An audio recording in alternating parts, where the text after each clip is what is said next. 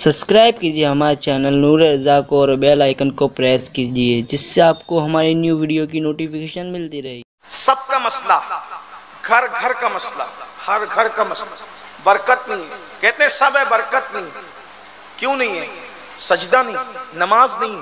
اللہ کے رسول نے فرمایا جس کے صدقے میں برکت آتی ہے وہ رسول جان برکت فرما رہے ہیں کہ جو نماز چھوڑے گا اللہ برکت اٹھائے گا.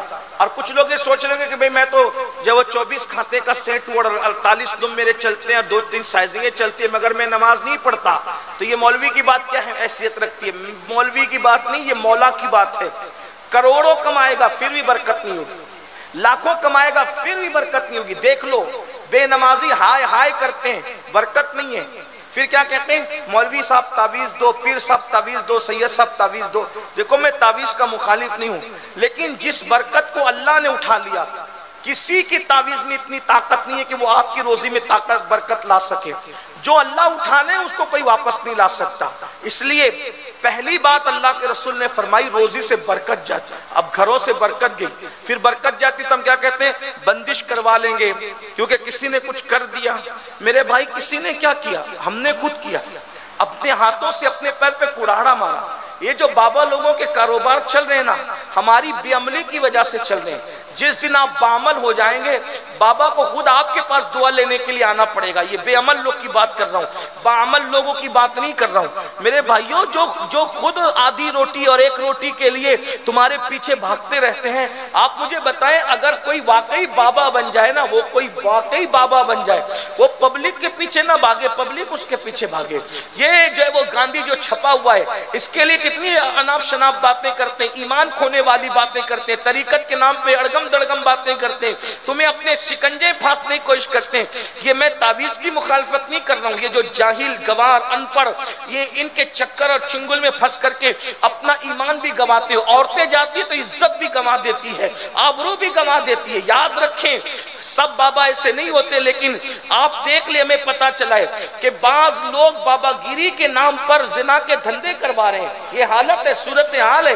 خواتین جاتی آبرو دے آتی ہے. آپ کیا سمجھ رہے ہیں حالات کتنے نازک ہیں؟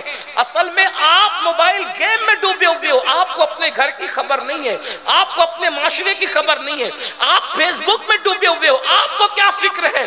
اللہ اکبر. حالات سے آنکھیں بند کرنے کے لیے یہی تو تمہارے ہاتھ میں کھلونا دیا گیا ہے.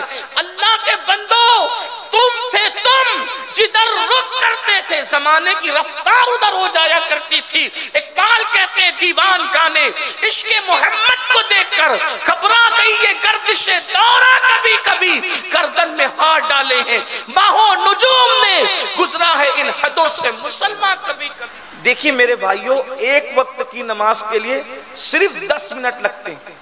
بہت اطمینان سے پڑھو گے نا، یہ ہمارے مبلغین کے اور علماء کی طرح 10 منٹ لگتے ہیں. اب مجھ جیسے دیہاتی کی طرح پڑھو گے تو کچھ ٹائم اور بھی کم لگے گا. یہ لوگ بہت اطمینان سے پڑھتے ہیں تو 10 منٹ. 5 وقت کی نماز ہوتی کتنا وقت ہو گیا؟ 50 منٹ. اگر 50 منٹ دینے سے جہنم سے چھٹکارا مل رہا ہے، جنت میں داخلہ ہو رہا ہے، روزی میں برکت ہو رہی ہے، اللہ راضی ہو رہا ہے، 50 منٹ میں کیا لوگے ہیں میرے بھائی؟ 50 منٹ میں تو انسان اپنی پوری فیملی کو دعوت میں لے کر کے واپس بھی نہیں لا پاتا. 50 منٹ کا حال یہ ہے. لیکن 50 منٹ کہاں لے جا رہے ہیں آپ کو؟ سوچو، صرف 50 منٹ نکالنا ہے بس، اور ملنا کیا ہے؟ جنت. حضور نے کہہ دیا کامیابی، روزی میں برکت، عمر میں برکت، بیماری سے نجات، نحوستوں سے تکلیفوں سے نجات. کر کے دیکھو، جہاں رہو بس نماز کا وقت آ جائے تو نماز پڑھو. ٹرین میں، پلین میں، سفر میں، حضر میں، پکنک پر، گھر میں، جاؤ نماز مت چھوڑو. اگر اتنی تکلیف والا وقت آ جائے کہ بالکل نہیں پڑھ سکتے تو کم سے کم فرض پڑھ لو کسی بھی طرح، مگر پڑھ لو، چھوڑو مت. ایک وقت کی نماز کی اہمیت یہ ہے کہ اگر ایک وقت کی نماز آپ نے جان بوجھ کر چھوڑ دی، پھر قیامت تک بھی آپ پوری زندگی سجدے میں گزار دو گے تو وہ وقت پر ایک وقت جو نماز پڑھی جاتی ہے اس کی فضیلت کو پوری زندگی نہیں پہنچ سکتے. یہ نماز